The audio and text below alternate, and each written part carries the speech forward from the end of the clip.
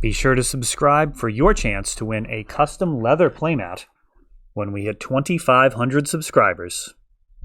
Welcome to Fast Effect Double Speed Magic the Gathering from ELD's Time Vault Games Discord as we're playing live over the interwebs. We've got Andy Mogg here on Oko Miracles playing against Matt Orfanello on Eureka. They ponder on the first turn, setting up a turn 2 Arkham's Astrolabe. We'll see how this Oko on Oko matchup plays out. Eureka has that combo element to it. Miracle's a little bit better equipped to ride out an Oko to victory. More permission, more interaction. You got to make room for the combo somewhere. Brainstorm. Plus fetch land. Things going pretty smoothly for both players so far. Cantrips kind of escalating the situation, building up towards what may end up being a counter battle over an Alurin, or perhaps an Oko. Or maybe we'll see some Ice Fang Codals kind of establishing a clock during the end step.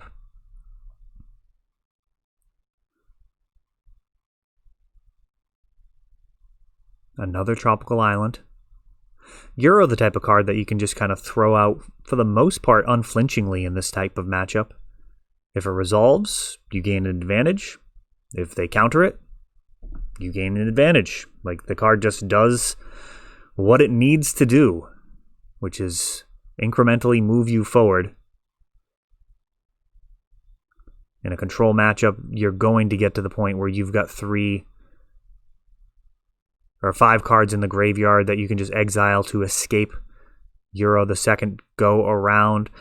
And Oko's resolving, and he is making a food.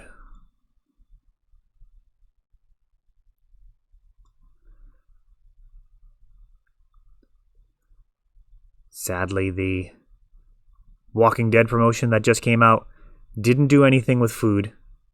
I mean, I suppose they could have done something very on the nose and done like the chocolate pudding with Carl or something. Oh, this is on Eureka. I'll be alright. I was thinking Alurin because he's been playing so much Alurin. This is much more dangerous. Scratch that earlier Oko commentary. I apologize for that. We've got a couple of cards coming in. A Gristlebrand versus a Monastery Mentor. And Matt has a interesting decision here. He's definitely going to be able to draw 7. But Oko will just handle this Gristlebrand.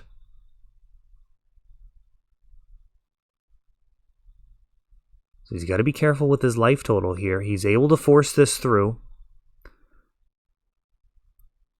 Veil of Summer could be a very good magic card for him. If he already has found a Veil, I wouldn't be surprised if he passes the turn and attempts to use the Veil to protect the Gristlebrand.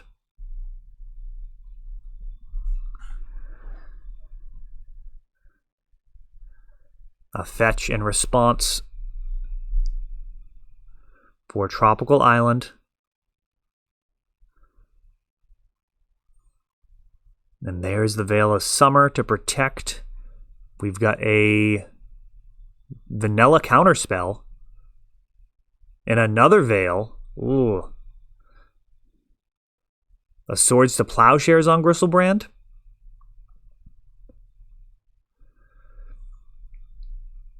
And I got to imagine he's going to draw 7? No?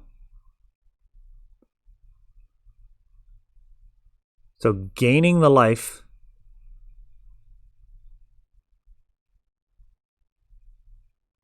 And now attacking for 4. Perhaps wasn't able to pay the 7? I'm not sure. We don't have the life totals on screen. I apologize for that. We are all still working on our setups. Mystic Sanctuary. Being fetched, that's going to be able to grab another Show and Tell. Oh, grab a Veil of Summer. Okay. This is going to protect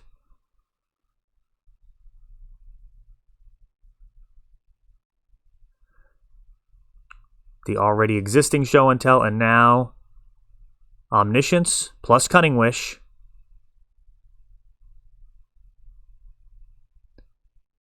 Grabbing Shared Summons And it's just going to be an Emrakul and a Gristlebrand coming down.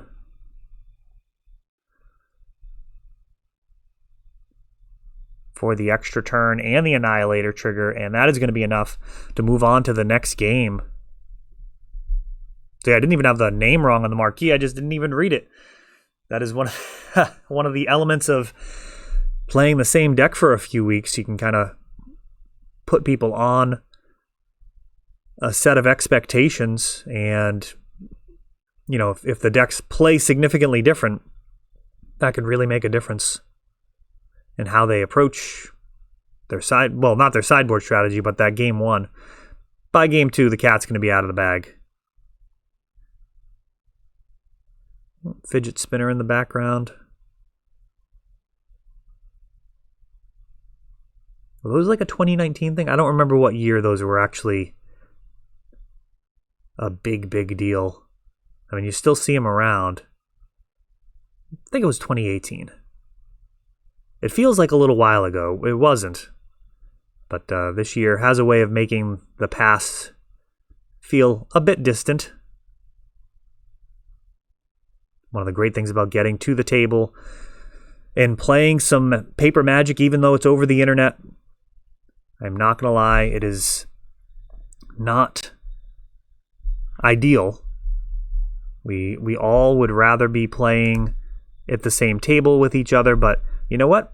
It's not possible right now, and it's also not possible to play with all of the great people that we're playing with every week just at a regular LGS. We've been playing with people from Texas, California, Canada, Australia now. I mean, it is really a huge silver lining to this shutdown is the community that we are building here.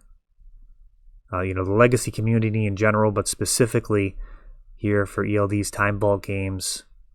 And to the point where we've received an incredible amount of donations from one of our viewers here on the channel. Fee has donated a Gaia's Cradle, an Underground Sea. I mean, the prizes are absolutely insane for every Wednesday night. 7 p.m. Eastern. Of course, that makes the prize pool even bigger, so, two different ways you can go. You can play the best possible deck on a mission trying to win that store credit, or you can just be along for the ride. If you want to just build something a little goofy and be happy just getting a win or two, you can absolutely do that, and you're still going to be in the running at the end for the prize wheel, where you might win a Gaia's Cradle or a Underground Sea, Mox Diamond, all sorts of stuff. And we've got a Monastery Swift Spear here. Not much in the way of fireworks yet. We've got this Carpet of Flowers, which that basic plains stymies a little bit, but Matt's going to have access to 4 mana here. Oh, plus Ancient Tomb is 6. That's an awful lot of mana. And we've got a Show and Tell with a blue floating thanks to Carpet of Flowers.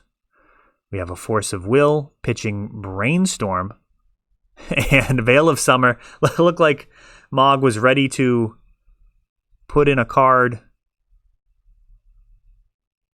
but no, he's actually got double Force of Will.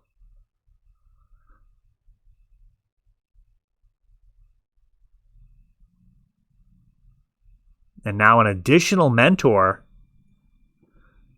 Oh, and a Surgical. And that's probably going to do it here. Another Show and Tell being grabbed.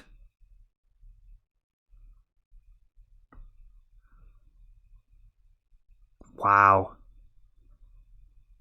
What an odd thing to be saying that Matt was 1 mana shy of where he needed to be. He had 6 mana available, which was enough for either 2 Show and Tells or a Show and Tell plus Veil of Summer, which was not enough to get past the 2 Force of Wills. He's going to need Eureka, and exactly Eureka, and very fast at that.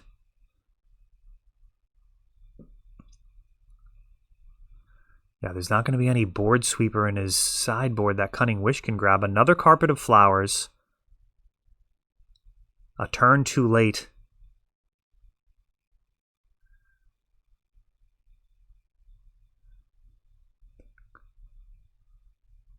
Yeah, Carpet of Flowers would have actually been enough on the last turn. He would have been able to just throw out a Veil of Summer, then another Carpet of Flowers, then go to his second main, and then play Show and Tell. That gets Force of Willed, and then play another Show and Tell, presuming that the first Veil of Summer and the second Show of Tell got forced. That would have done it, but it is a turn too late.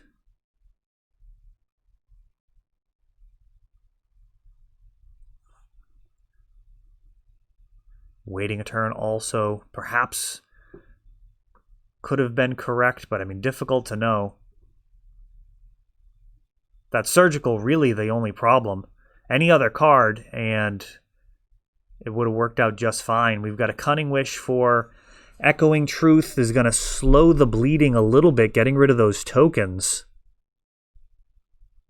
But really, at this point, Matt just in top deck mode for Eureka.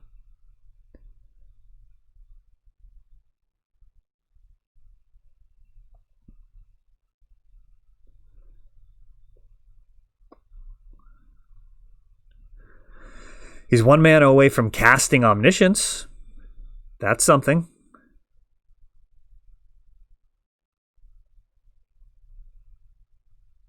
Mog needs to be careful not to play a land. We've got a Ponder, the 1 blue floating.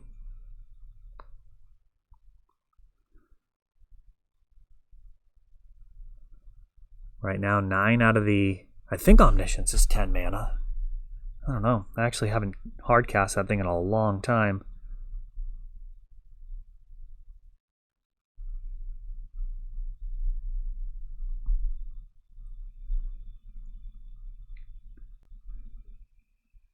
Yes, 7 and 3 blue, and that's going to do it. I'm assuming, while I looked away, lethal damage was dealt by those Monastery Mentors. We're on to game number 3. Omniscience at 10 mana. Actually castable with those Carpet of Flowers, but I mean, it's a long way to go. That Basic Plains was actually the game on multiple levels. It's one of the things I love about Legacy. So if that Basic Plains was a Tundra, then Matt actually would have had enough mana to play both Show and Tells and the Veil of Summer.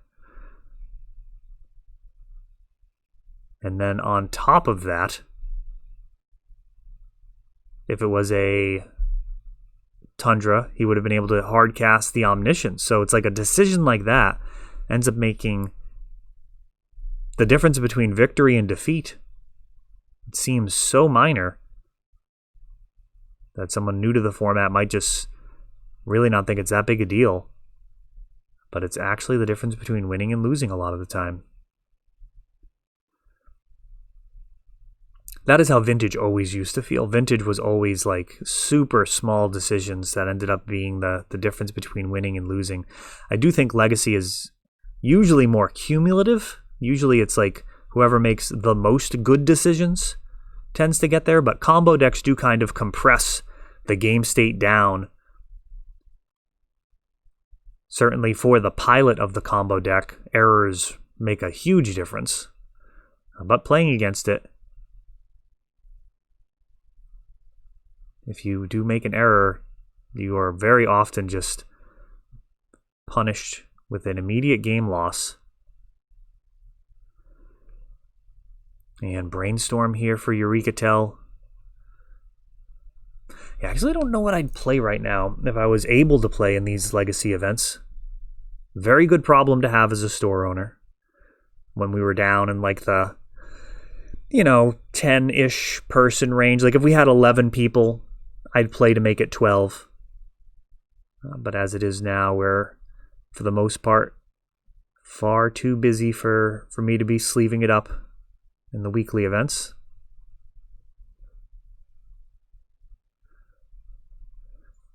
A Brainstorm for Mog.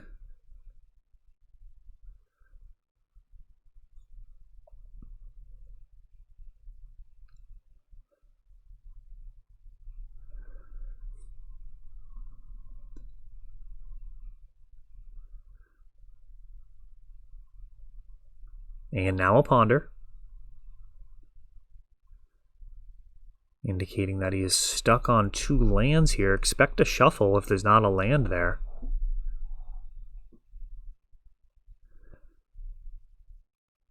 And that's definitely an issue for control, or you can just, rip it off the top. It's a good way to do it. So he finds a polluted delta off of the shuffle. And now 4 mana, 4 mat. But he's got to pass the turn. And now a brainstorm with a freshly shuffled library. 2 cards go back. And he can also shuffle again. And at this point, that hand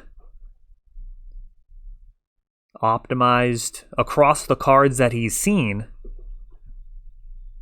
which is an awful lot of them. Arkham's Astrolabe, smoothing the mana out, another land drop being made, and what could have been a bit of a disastrous start now kind of moving in Mog's direction. Doesn't look like much is happening on board, but as Eureka just continues to make land drops without using cantrips or just generally improving their board state, it tends to favor miracles. The Mystic Sanctuary grabbing a ponder, kind of card neutral there, ensures that he made yet another land drop. And Carpet of Flowers would be really good now.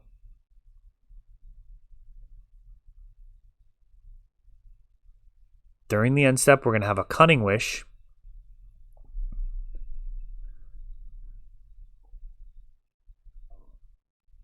And we'll see what type of protection might be available. It's actually just going to grab an Impulse. Impulse sideboarded out.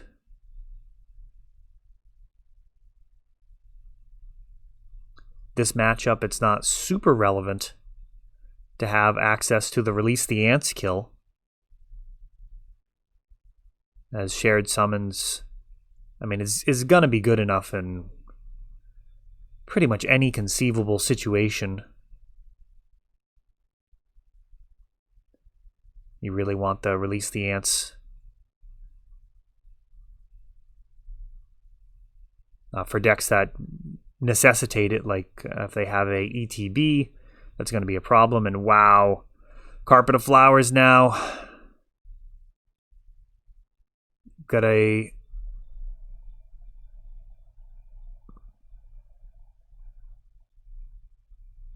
Is that a Return to Nature? I think it's a Return to Nature. We have a Force of Will pitching Omniscience. And a Pyroblast. A Veil of Summer in response. And then a Force of Will pitching Oko.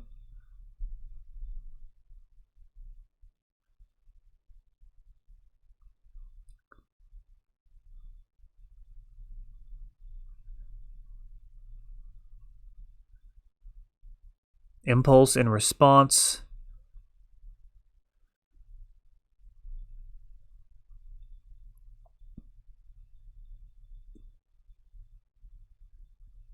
And Mog has won the battle. Has he won the war? Will there be an untap step? He is getting an untap. Oh no, he's not. We got a Carpet of Flowers.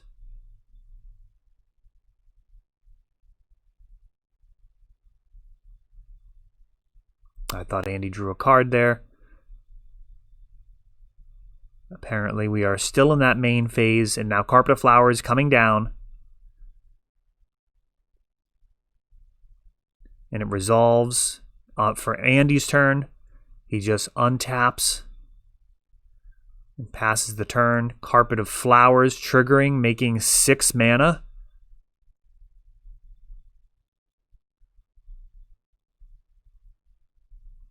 This can also... Oh, it's just going to be a show and tell.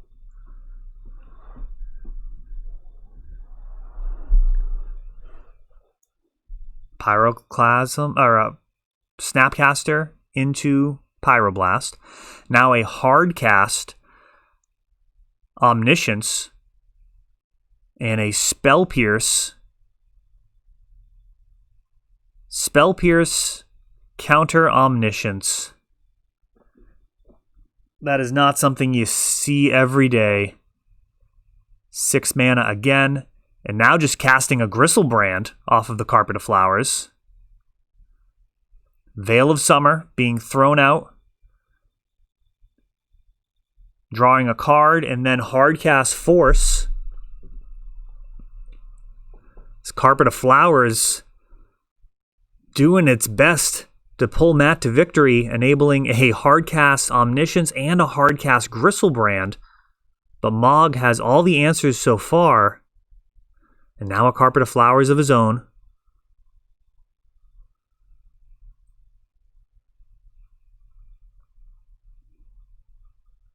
And that enables a Jace the Mind Sculptor.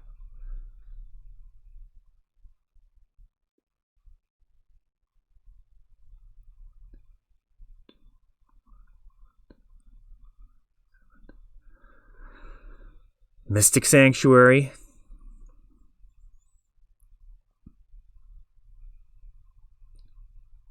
I didn't catch what he put on top, but I think Matt is actually in hardcast Emrakul range here. What do we have? 7 islands on the other side? 5, 6, 7. He's like a mana shy of hardcasting Emrakul. We have a hardcast Omniscience. And leading out with the Veil of Summer.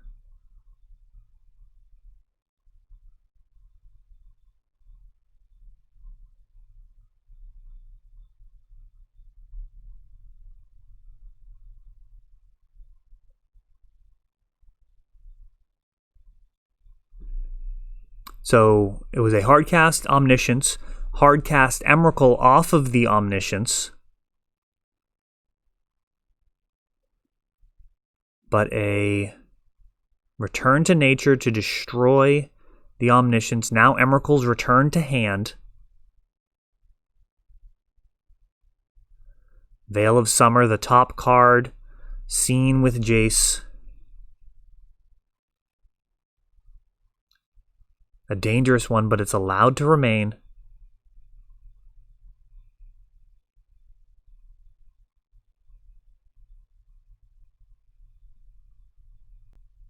Matt consulting the fidget spinner. What a crazy game. Hardcast and another Emrakul, or another Gristlebrand being cast. Gets bounced. 2 damage comes in.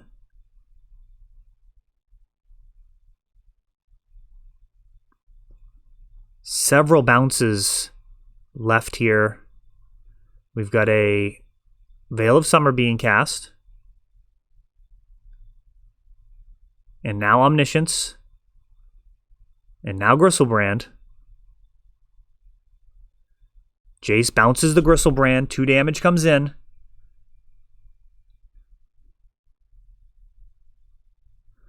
Matt's life low enough that he's not able to draw the cards. Gristlebrand comes back down.